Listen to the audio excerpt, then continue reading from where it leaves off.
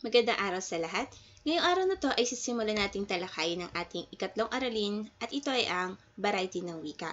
Pero bago yan, talakayin muna natin ng maiksing kwento tungkol sa sinasabing dahilan bakit tayo nagkaroon ng iba't ibang uri ng wika. At mababanggit natin dito yung kwento sa Biblia tungkol sa Torre ni Babel.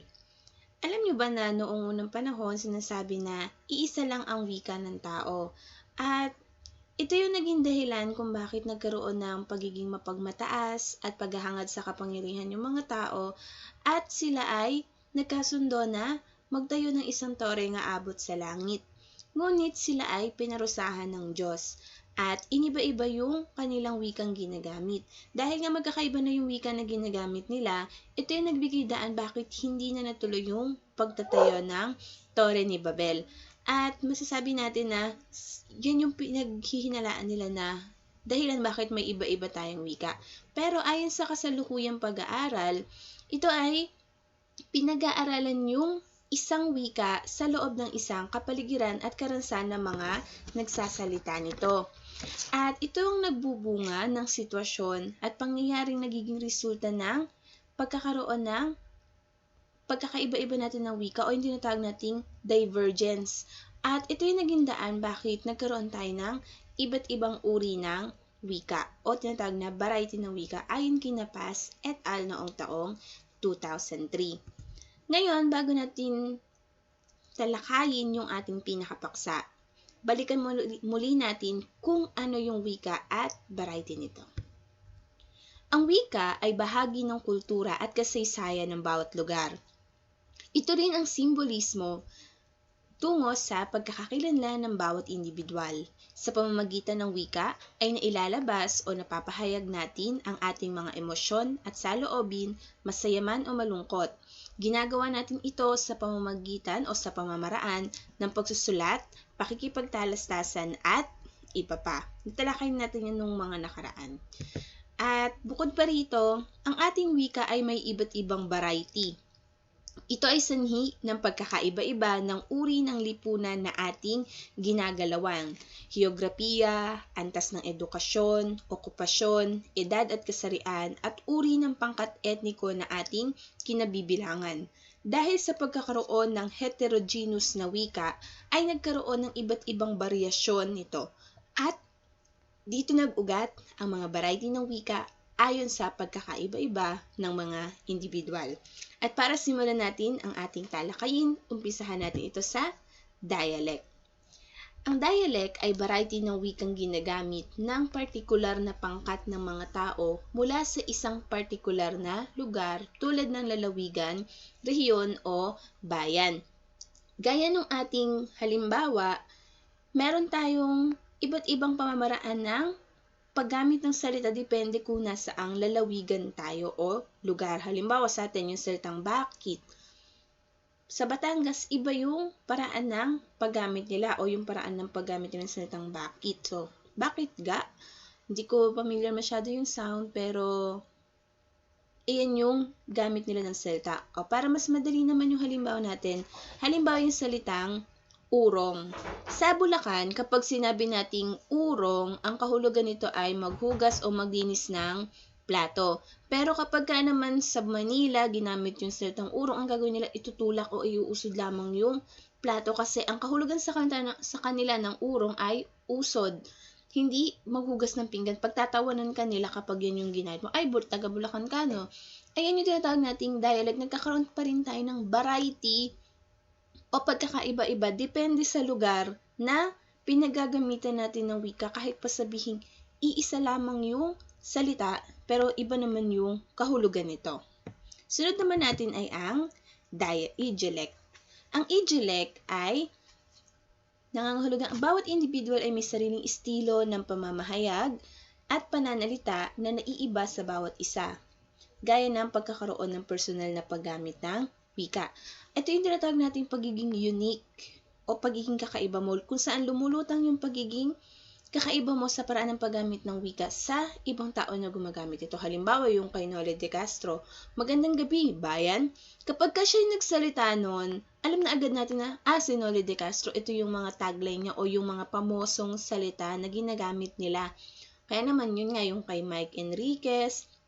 Pero para mas madali, meron din mga ibang artista pa na lumulutang yung pagiging unique o kakaiba nila sa ibang tao. Si Rufa May Quinto, yung tagline niya, todo na to. O kaya naman yung kay Chris Aquino, alam nyo na yan. At marami pang iba na kung saan pareho naman yung wika na ginagamit natin sa kanila, pero naiiba pa rin yung pamamaraan nila ng paggamit ng wika. At ito yung natawag nating idiolect. Tayo rin naman masasabi nating idiolect tayo kasi may mga salita tayo na hindi ginagamit ng pangkaraniwan o pangkaraniwan, tayo yung gumagamit ng salita na to. At yung mga taong malalapit sa atin yung makakilala. Nagkataon lang na yung mga sikat na personalidad yung hinalimbawa natin kasi sila yung makikita nating lutang yung pagkakaroon nila ng pagiging kakaiba sa paggamit ng wika. Ngayon naman, dito na tayo sa socialect, na minsan ay tinatawag na socialect. Ito ay pansamantalang variety lamang. Ito ang uri ng wikang ginagamit ng isang particular na grupo.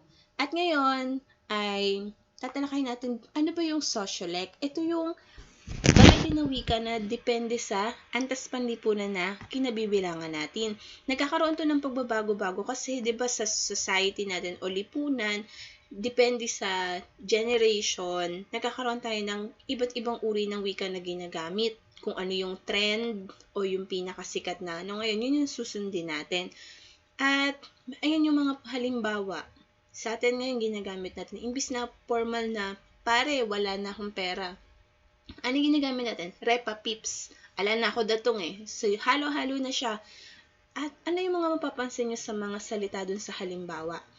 Merong salitang balbal, yung pangkalye, yung mga ginagamit ng mga tambay, o kaya naman yung mga salitang ginagamit ng mga gays.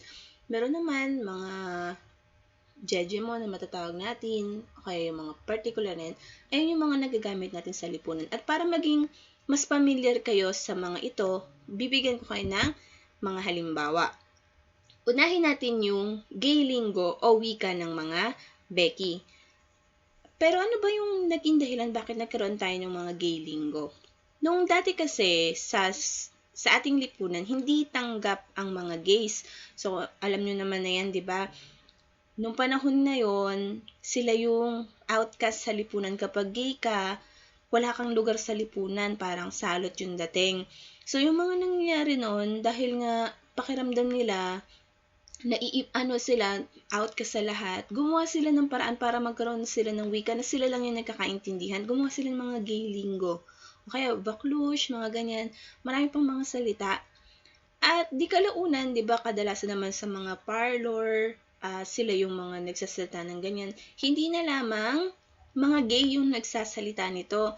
Masatawag nga natin na lawak o napakahusay ng wika sapagkat lumaganap yung paggamit ng gay lingo. Hindi na lamang mga gays yung nagsasalita nito. Kahit babae, lalaki na straight, bata, matanda, marunong magsalita ng gay lingo kasi nga lumawak na yung gamit niya. Hindi na lang masasabi na pagka nagsalita ka ng gay lingo, bakla ka kasi nga ginagamit na siya ng nakararami. At yun yung dahilan bakit nagkaroon tayo ng gay lingo. At sa ngayon, tanggap naman na sila sa lipunan, hindi man sa lahat ng natin, lahat ng pagkakataon, pero ito yung niyakap na ng lipunan na kabilang na sila.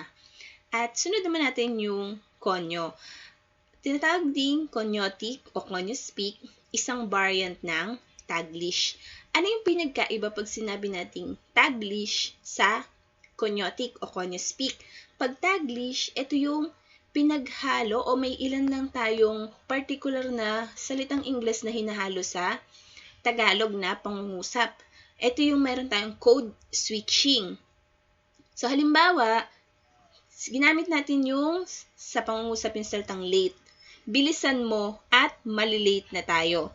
Imbis na salibihin natin yung salitang bilisan mo at mahuhuli na tayo, nagkaroon tayo ng code switching, pinang-switch natin sa salitang mahuhuli yung salitang late para gamitin natin sa pangungusap. Kung papansin nyo, ayan yung tinatawag nating Taglish.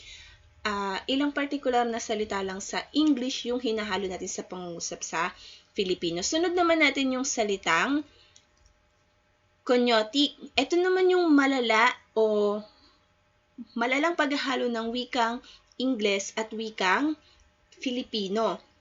Saan gumagamit tayo ng mga salita tulad nito? Ayan. Ayan yung mga pandiwang Ingles. Halimbawa, yung make.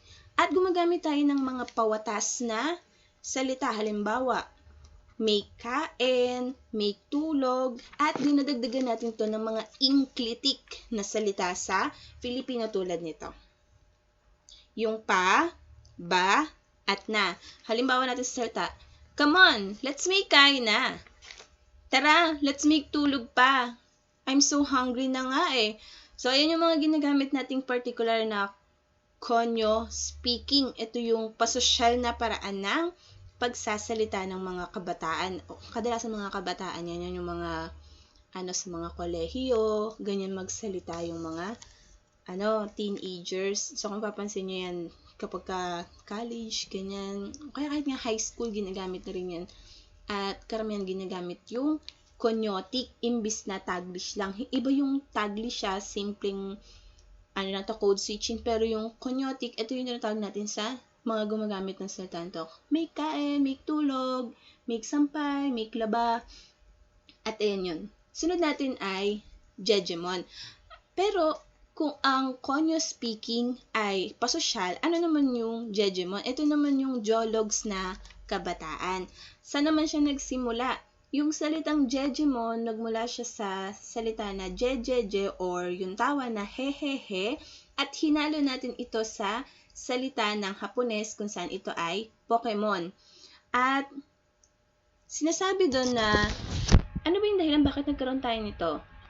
Sa mga tao na hindi masyadong nakakaintindi nito, lalo na yung mga hindi familiar sa jeje typing at jeje texting, una naman siya talagang ginamit sa mga texting or typing, yung pagte-text.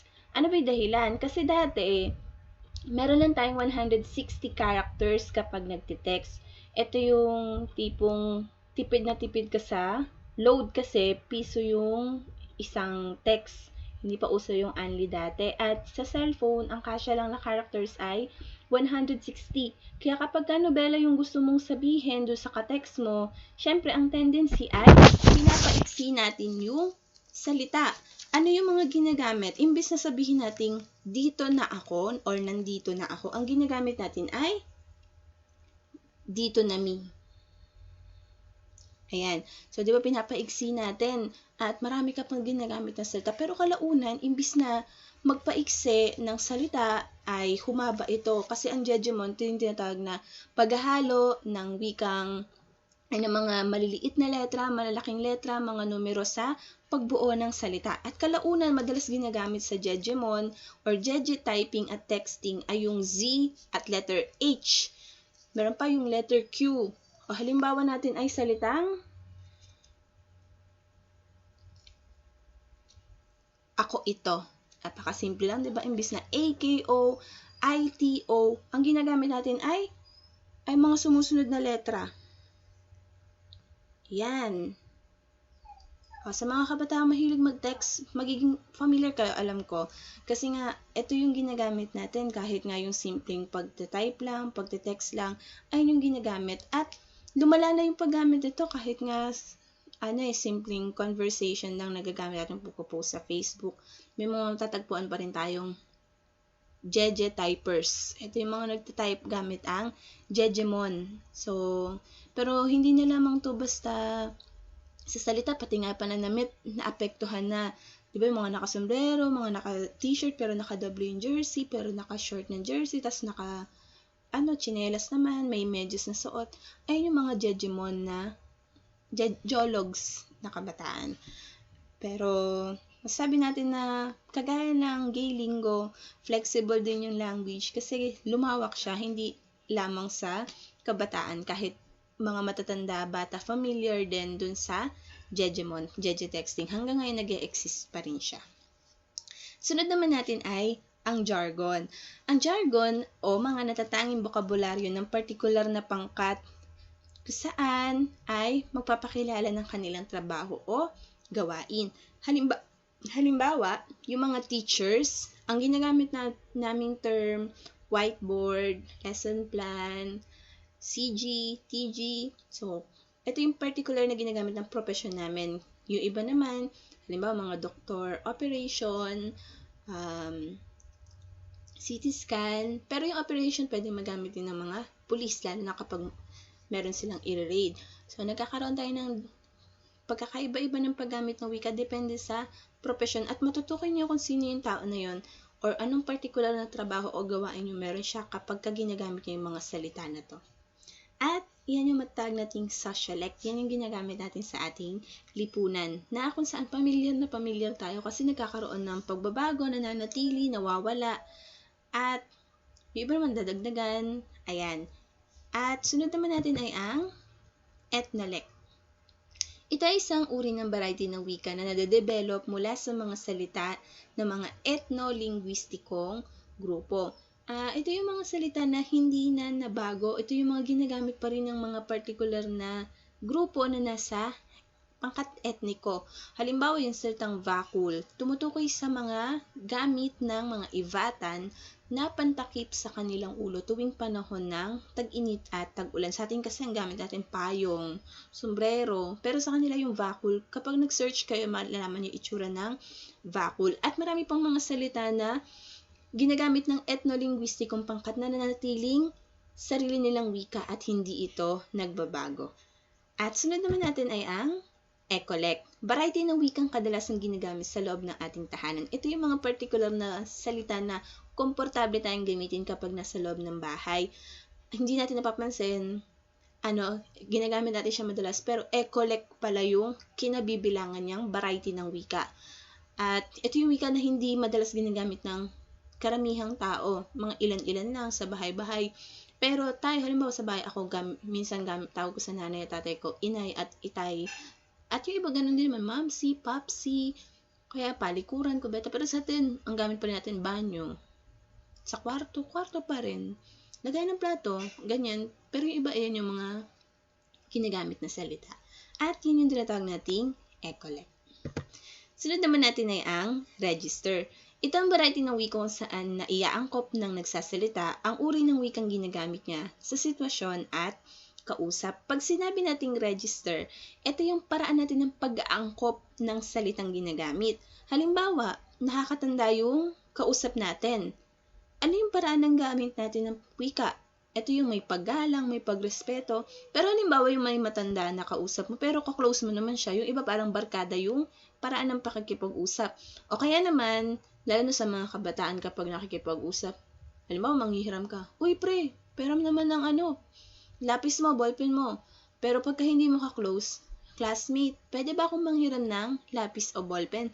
Di man nagkakaroon tayo ng iba. Kahit kaedad mo yung isang tao, kapag hindi naman kayo malapit sa isa't isa o depende sa sitwasyon at kausap, iba yung paraan ng paggamit mo ng wika. O kaya naman kahit ka-close mo yung tao, sanay ka nakabiruan siya, pero pag nakita mo sa sitwasyon na seryoso siya, may pinagdadaanan siya, syempre magiging seryoso ka rin dun sa paraan mo ng pakikipag-usap sa tao na yon.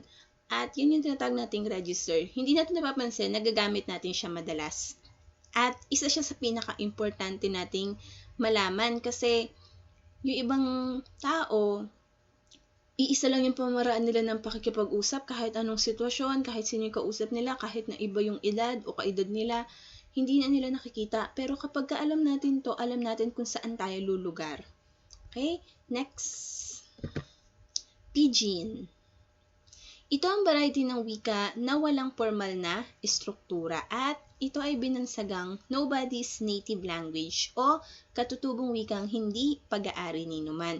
Ito yung walang pinagmulan, walang originality or walang origination rather. So ito yung wika na napagkasunduan lamang na mabuo para magkaroon ng pagkakaintindihan. Noong unang panahon, nung panahon na sinakop tayo ng mga Hapones, hindi magkaintindihan yung mga Espanyol at yung mga katutubo kasi nga iba yung lengguwahe nila, may language barrier. Ang nangyari, nagkasundo sila na bumuo ng mga salita na mapagkakasunduan nila, ito na yung kahulugan ng bagay na to. Ito na yung magiging bago niyang kahulugan, ito na yung bagong salita nito, yan. At nakabuo sila ng wika na mapagkakaunawaan nila. At Yan yung tinatawag nating pidgin kasi wala naman siyang origination na pagkasundoan niyo lang na gawin siya or gamitin siya para magkaintindihan kayo.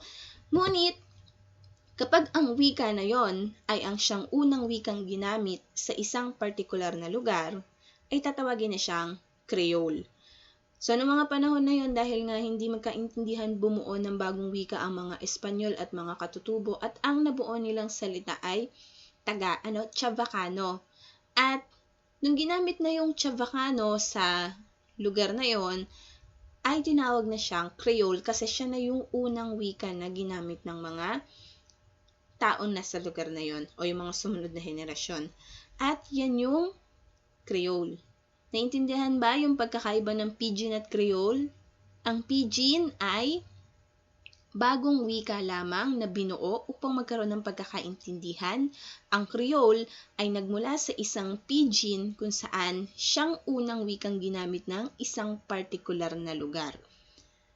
At yan lahat ng variety ng wika. Ngayon, bilang pagtatapos, ang wika ay makapangyarihan. Ito ay nagsisilbing tulay tungo sa pagkakaunawaan at nagbibigay ng kapayapaan at katahimikan. Pero ito rin ay pwedeng magdulot ng polarisasyon o ang pagtanaw ng mga iba't ibang bagay sa magkakasalungat na paraan na pwedeng lumikha ng hidwaan sa maling paggamit ng mga salita. Tunay nga na ang wika ay buhay. Ayan, kung papansin nyo, lalong-lalo na sa sociolect, buhay na buhay yung wika natin. Saan malalaman natin kung gaano tayo nagkakaroon ng pagbabago-bago at sa paglipas ng mga panahon ay makikita natin yung mga pagbabago na yan kung paano siya ginamit noon, paano siya ginamit ngayon, at paano siya gagamitin sa hinaharap. Pero ganun pa man, kailangan nating pangalagaan ng wika natin para ito ay manatili na buhay, hindi lamang sa ating sarili, hindi lamang sa pamilya, kundi sa ating kultura dahil ang wika ay pagkakakilanlan. At ayan ang ating aralin sa araw na ito. Kung may mga katanungan, huwag mahiyang magtanong sa GC. Kaya naman maaari akong tanungin. Pwede mag-send din kayo ng video ng mga katanungan nyo, ng mga experience ninyo pagkatas ng aralin na ito. Yun lang, maraming salamat.